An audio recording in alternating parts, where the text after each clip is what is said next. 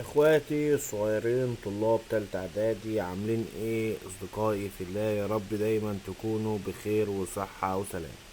معاكم مستر حسن اشرف. ان شاء الله في الفيديو ده هنحل اسئلة كتاب المعاصر كلها والحاجات المهمة والاسئلة المهمة اللي جت فيها.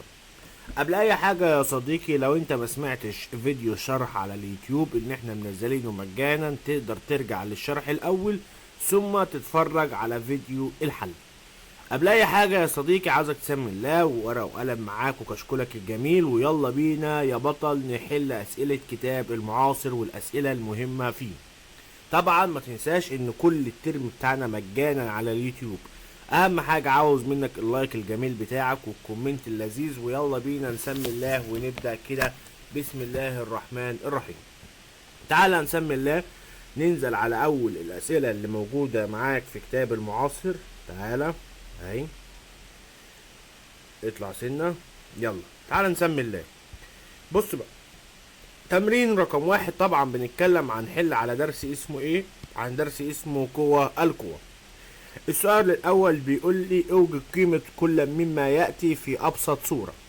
مديني التكاد 3 تمارين المفروض ان انا احلهم. تعال نمسك تمرين تمرين ونحلهم مع بعضينا. التمرين الاول بيقول لي بقى، بيقول لي ايه؟ 5 أس 3 الكل أس -2 في 5 أس 2 الكل أس 2. تعالى نسمي الله قبل أي حاجة. قلت لك إيه؟ طالما أس في أس يبقى على طول ده درس اسمه قوى القوى. تعالى بيقول لي 5 أس 3 الكل -2. طبعا بنزل الخمسة زي ما هي أهي، الخمسة الأساس بتاعي، وهنا في أس وهنا في أس، على طول بضربهم. قلت لك طبعا في فيديو الشرح الاتنين بيحبوا بعض، بيموتوا في بعض، اول ما يشوفوا بعض يتضربوا في بعض. يبقى 3 اضربها مش تجمعها، ركز، اضربها مش اجمعها. اضربها في كام؟ في -2. يبقى اقول له 5 أس 3 اضربها في -2 وانزل الفي زي ما هي. الناحية التانية 5 أس 2 الكل أس 2، نفس القصة، نزل الخمسة وأس 2 وأس 2 يتضربوا في بعض لأن الاتنين فوق بعض، يبقى 2 في 2.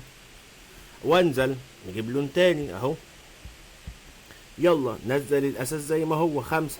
3 في -2 بكام؟ 3 في -2 ب6. في نزل التانية 5. 2 في 2 بكام؟ ب4. هنا جمع ولا طرح ولا ضرب؟ ده هنا ايه؟ ضرب. وطالما ضرب في عندي قاعدة، طالما الاساس متشابه، طالما الاساس متشابه اجمع الاسس، اجمع الاسس. انا عندي الاساس متشابه اللي هو كان كام؟ الاساس زي ما هو متشابه اللي هو الخمسة. وقلت لك في حالة الضرب بنجمع ايه؟ الاسس. يلا -6 زائد 4. واحد دلوقتي يقول لي طب انا يا مستر مش بتلخفن بين السالب والموجب. ما تزعلش نفسك، روح افتح آلتك الجميلة واكتب كده -6 زائد 4 يوم يديك كام؟ -2 اهو، من غير ما تتعب نفسك خالص اهو، -2. طب ده عليها سالب، عاوز اتخلص من السالب. كنت قايل لك في فيديو الشرح طالما السالب فوق بنشقلب، هي دي المفروض تكون عليها 1 صح؟ شقلبه يعني هات الواحد فوق اهو، يبقى 1/5 والسالب يطير يبقى 5 أس 2. ممكن نختصرها اكتر. ازاي اكتر؟ هي 1/5 أس 2، اقول له كده 1/5 أس 2 بكام؟ ب25. يبقى الإجابة بتاعتي 1 على كام؟ على 25. يبقى كل اللي أنا بعمله بمشي واحدة واحدة مع المسألة وأفكر واحدة واحدة. طب واحد يقول لي أنا ما فهمتش في الأولى يا مستر. ما تزعلش نفسك ولا تضايق نفسك، نشد شرطة كده خط عشان ما نفصل. تعال نحل التانية. تعال يلا التانية.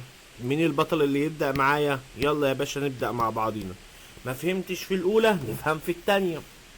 يلا. بيقول لي -7 أس 3 الكل أس 5. هنا مفيش حاجة، طالما مفيش حاجة اعتبرها علامة ضرب. مضروبة في 7 أس 2 الكل أس كام؟ أس -7. زي ما احنا نشتغل خالص، بنزل -7 زي ما هو، و3 وفي أقص يبقى 3 في 5. وقلت لك اضرب العلامة اللي مفيش ما بينهم يبقى ضرب. 7 وانزل الاتنين تتضرب في كام؟ في -7. يلا تعالى نغير اللون ونشتغل. نزل سالب 7 زي ما هي، بس في فرق بقى. 3 في 5 بكام؟ ب15. في 7 تنزل، 2 في سالب 7 بكام؟ بسالب 14. نزل السالب و2 في 7 ب14. حلو حلو. هو هنا الاساس زي بعضهم؟ لا، ده الاساس مش زي بعض. امال ايه اللي مش زي بعض؟ ال15 دي فردي ولا زوجي؟ قال لي فردي، يعني تطرد السالب بره، المفروض تطرد هنا بره القوس. يبقى المفروض هنا ايه؟ بره. يبقى اقول له كده شيل السالب خالص زي اكنك مش موجود. في مشكله؟ لا. يلا طالما قلنا ال 15 ده رقم فردي، والرقم الفردي بيطرد السالب بره. تعالى نكتبها لك في ملحوظه. تعالى ملحوظه هنا اهي. تعالى نكتبها عشان برضو ايه اهي. ملحوظه ملحوظه ملحوظه. لو الأس عدد زوجي السالب بيتشال خالص، يعني السالب بنشيله خالص. طب لو العدد فردي بنطلعه بره، يعني مثلا زي المثال ده كده. هنا كان المفروض فيه سالب 7. بطلعه ازاي؟ بقول كده سالب بره واخلي ال7 جوه، واكتب ال15 زي ما هي في 7 أس سالب 14. ليه عملت كده؟ عشان اخلي الاساس متشابه. اخلي الاساس ايه؟ متشابه. يلا نزل السالب زي ما هو، اهو سالب زي ما هو بينزل. يلا هنا 7 وهنا 7، نزل ال7.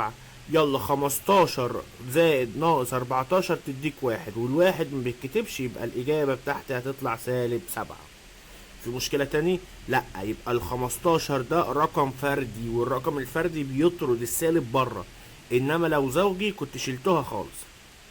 طب واحد يقول لي انا ما فهمتش، او فهمت بنسبة 50%. تعالى نفهم هنا بنسبة 100%. نعمل خط ونشتغل. يلا تعالى نسمي الله.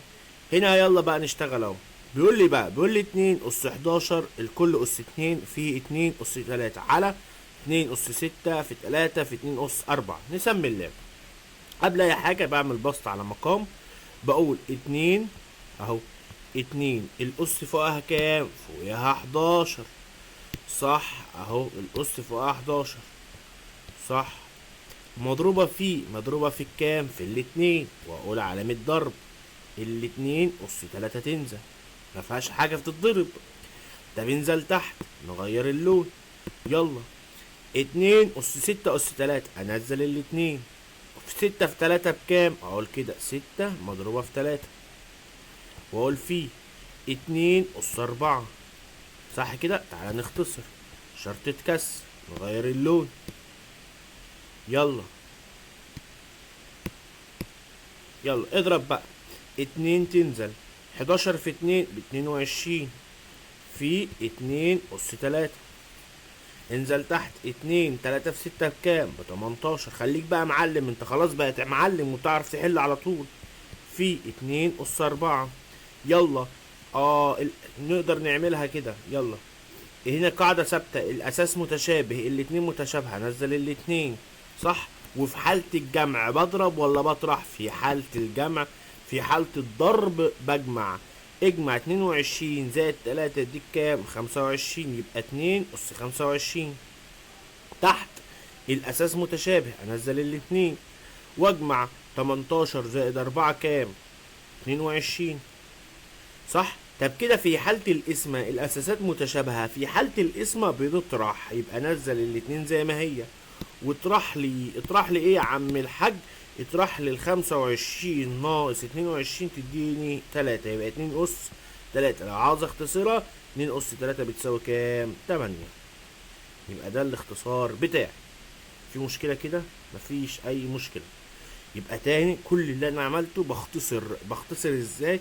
بحل بالعقل مش بعربية نقل.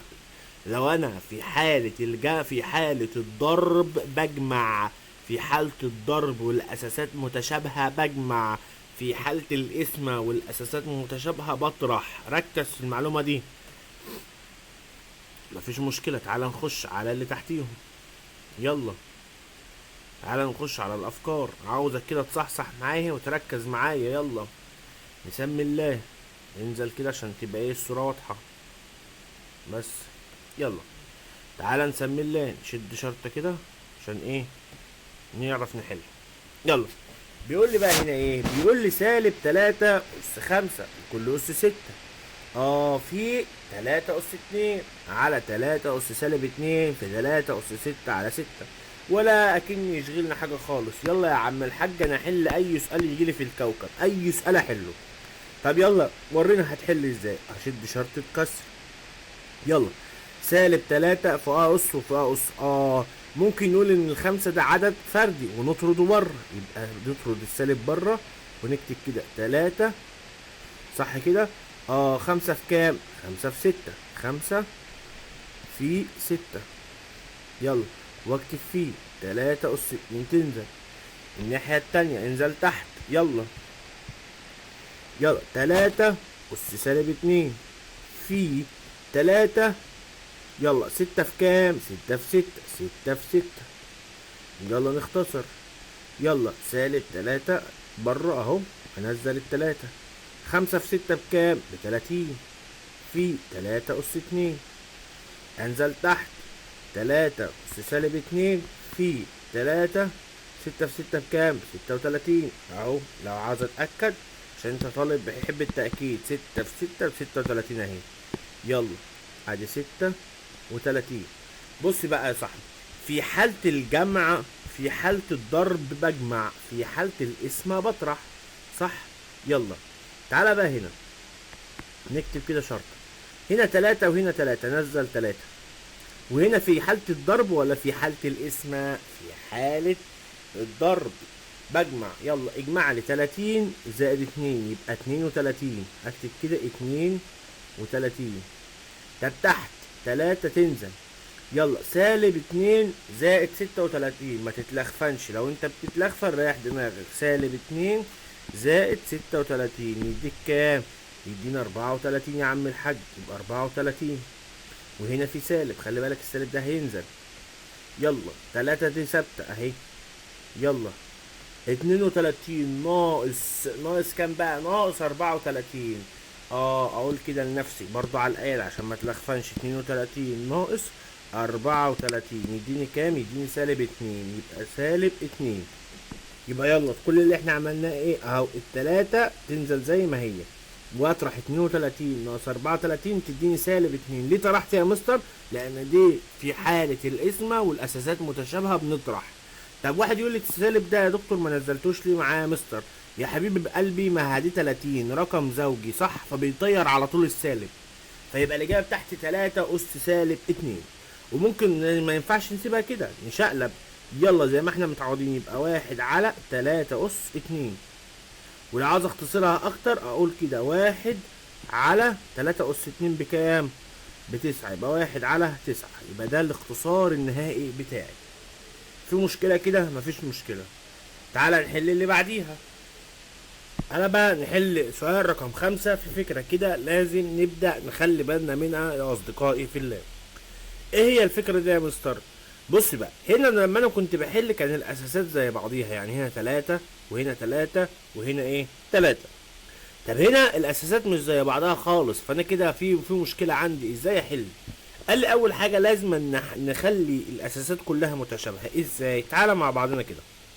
الاربعة دي عاوز اخليها اساسات متشابهة، نعملها ازاي؟ نقول 2 اس 2 صح كده؟ 2 اس 2 واقفل القوس اهو.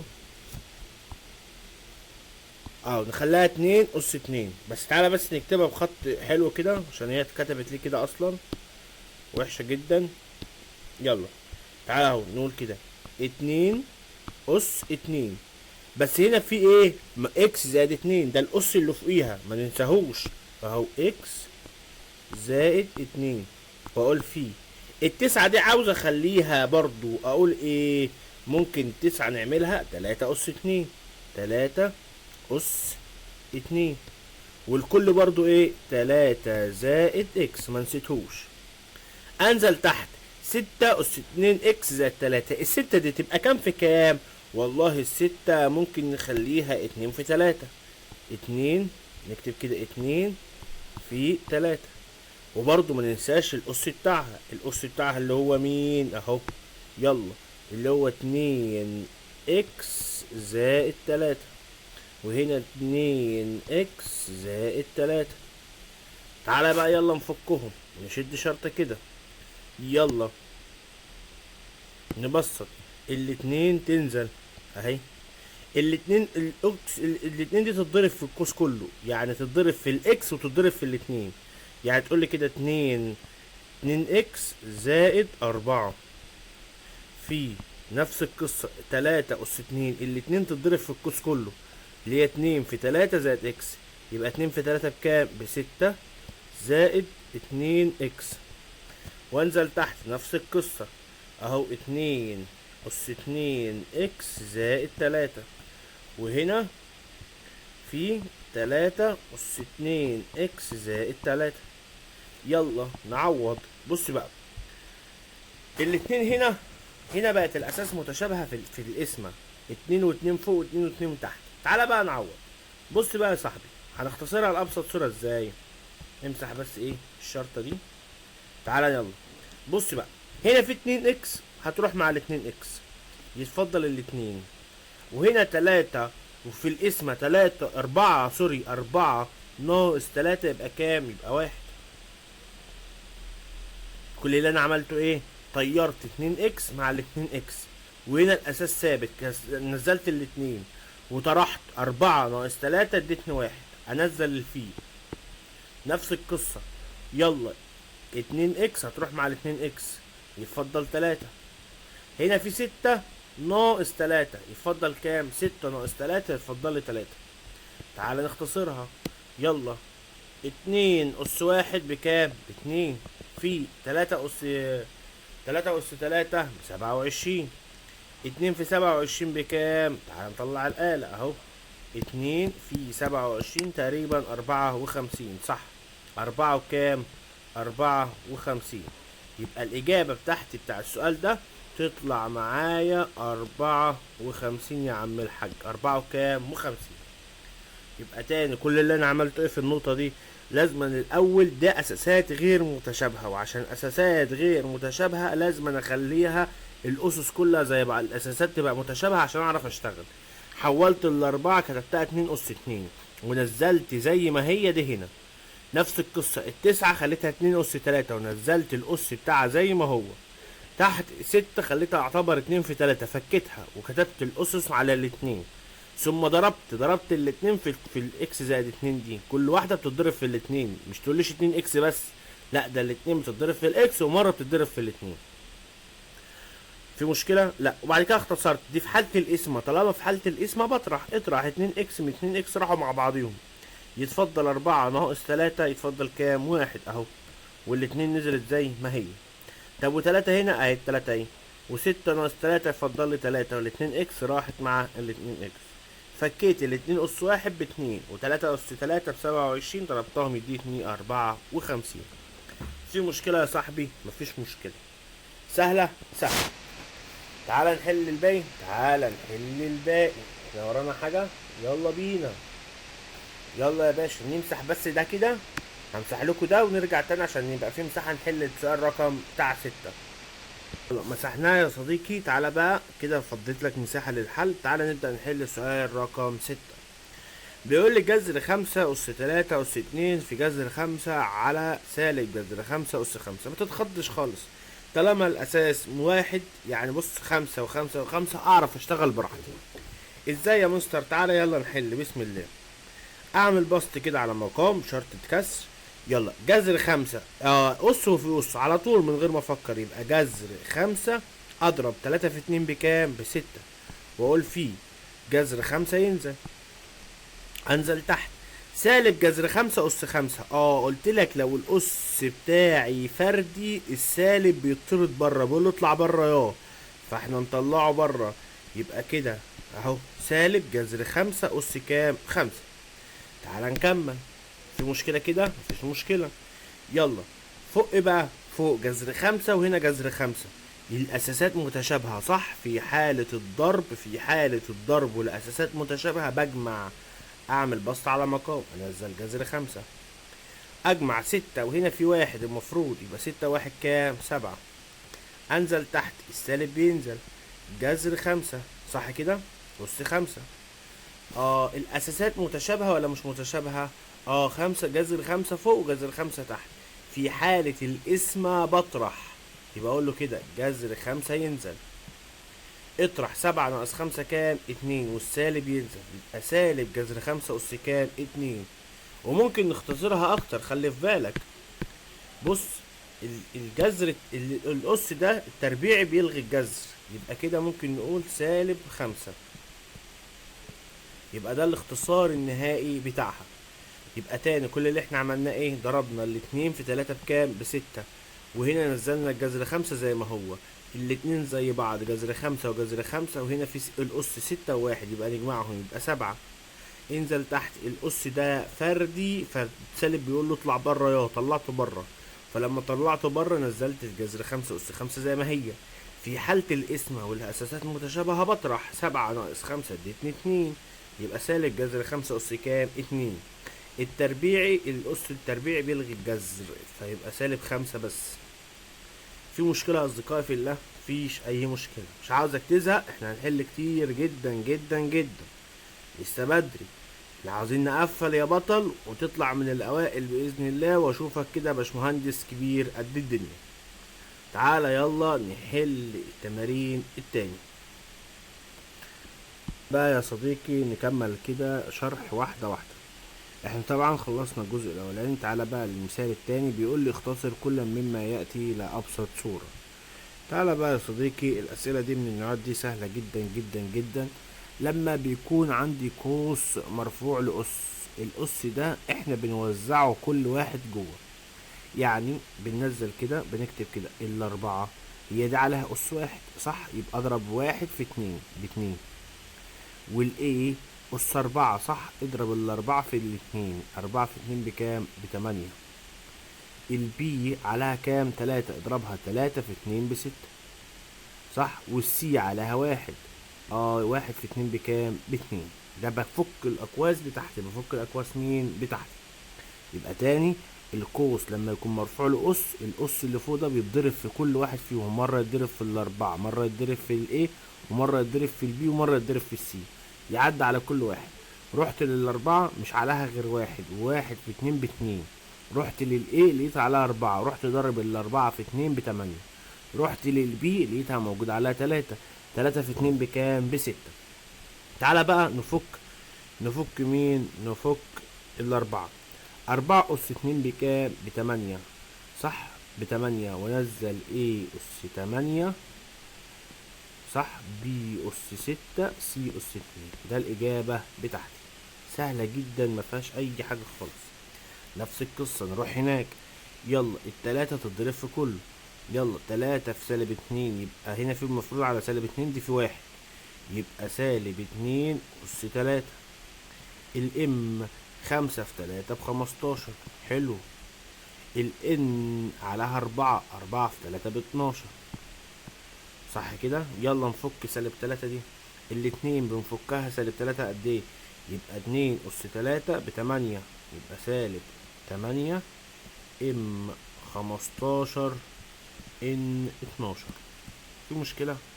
والله كلام اكني بلعب، فاهمني؟ كلام سهل ولذيذ جدا جدا جدا. تعال سؤال رقم 3. تعال نروح للمسألة رقم 3 يا صديقي، زي ما حلينا الأولى والتانية نحل التالتة.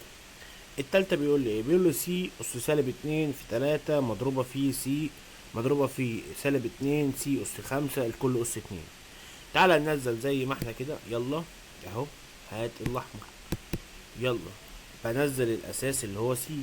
-2 في 3 بكام؟ أس في أس، اضرب على طول من غير ما تبص، يبقى -6.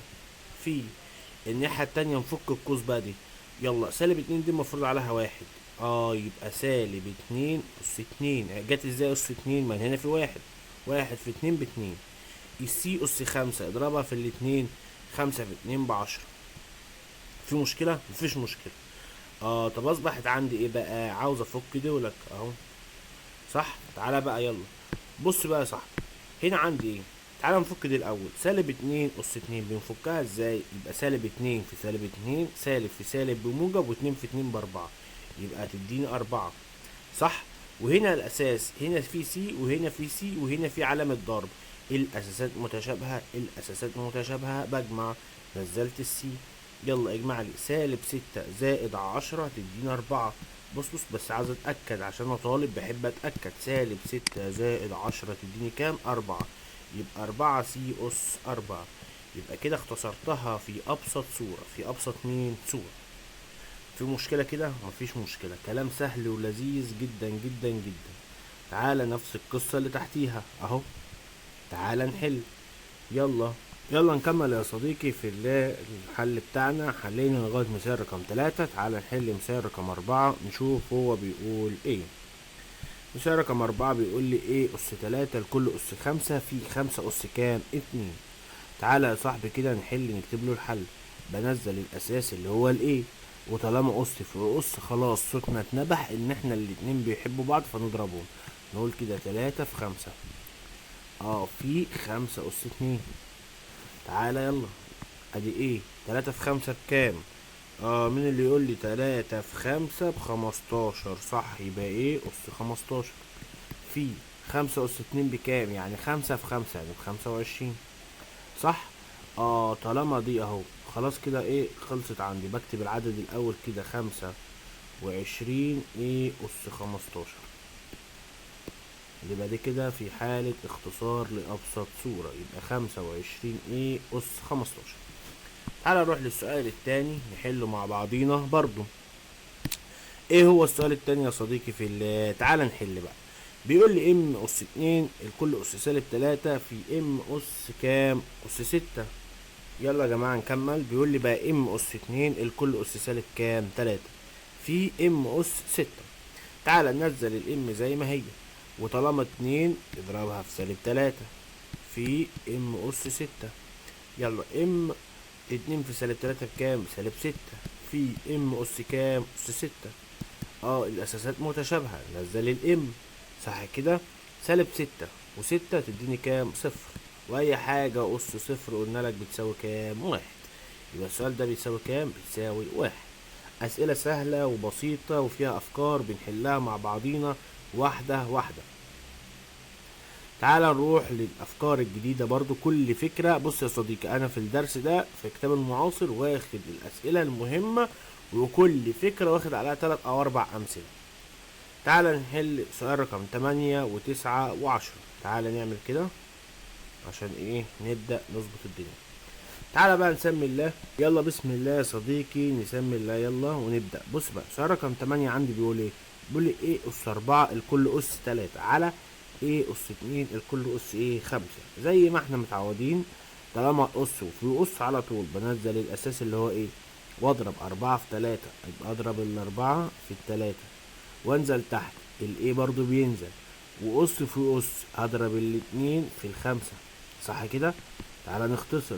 يلا الايه هينزل 4 في 3 بكام؟ ب12. تحت الايه هينزل 2 في 5 بكام؟ ب10. يلا ايه الاساس؟ يلا دي اسمها صح، وفي حالة الاسم والاساسات متشابهة بنعمل ايه؟ بنطرح.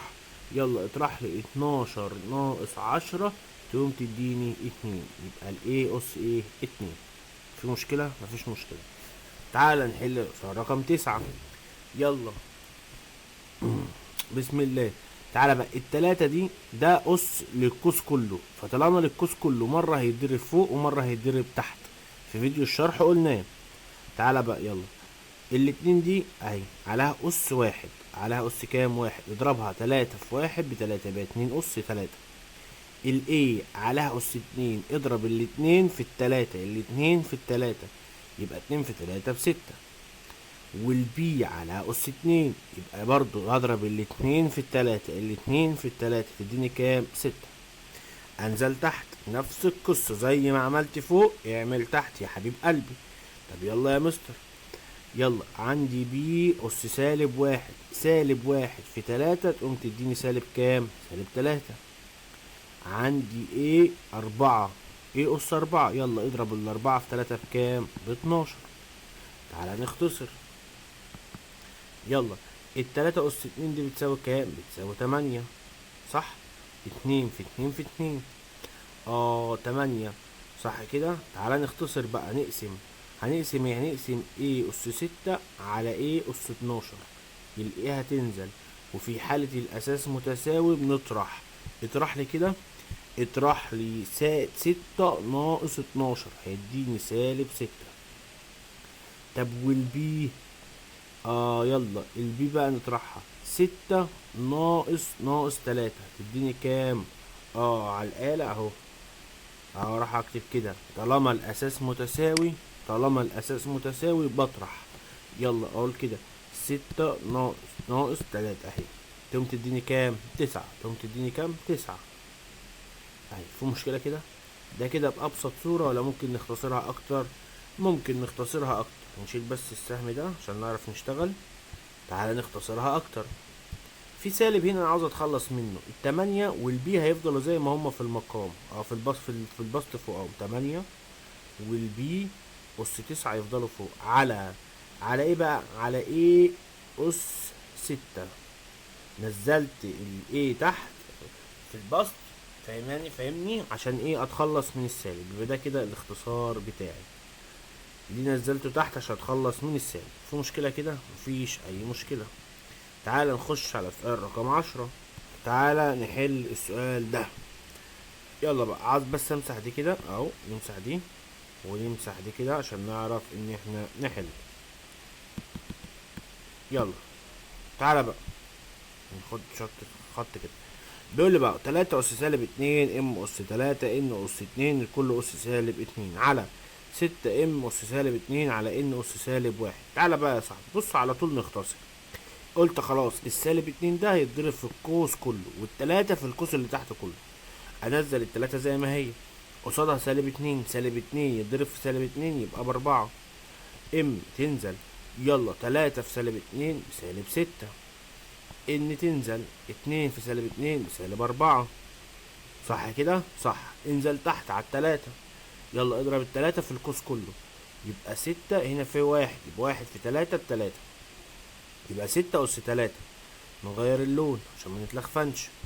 يلا ام أس -2، يبقى نزل الام، -2 في 3 ب6، والان -1 في 3 يبقى ب3. تعالى نختصر. بص بقى يا صديقي، هتختصرها ازاي؟ تعالى، -3 3 أس 4، 3 أس 4 بكام؟ تعالى نروح على الآلة نكتب كده، 3 أس 4 يساوي، قالت لي 81، يبقى هكتب هنا 81. طب انزل تحت، عاوز افك دي، 6 أس 3، 6 أس 3 216، ادي 216. يتفضل عندي ايه بقى يا صاحبي؟ بص الحركة دي، هنا ام أس -6 راحت مع ام أس -6. يتفضل هنا ان أس -4 على ان أس -3. تعالى نشوفها بنعملها ازاي. تعالى يا صديقي، يلا بص بقى، هنا عندي ان وهنا ان، الاساس متساوي صح كده؟ يبقى انزل الان زي ما هي، و-4 ناقص -3 تديني سالب كام؟ -1. طب تعالى نختصرها اكتر. كل اللي انا عملته مش الان هنا والان هنا، وفي الاسم بطرح، -4 ناقص -3 تديني -1. طب يلا 81 على 216 تديني كام؟ تعال نشوف اهو، 281 على 216 تديني كام؟ ادتني 3 على 8، يبقى تديني كده 3 على 8، صح؟ ان أس -1. طب عاوز اتخلص من السالب، يبقى اكتب كده 3، هكتب كده 3 على 8، والان تنزل تحت والسالب بيروح، 3 ان أس كام؟ 1. ده كده اختصرتها لأبسط صورة. في مشكلة؟ مفيش. تاني من حل كتاب المعاصر.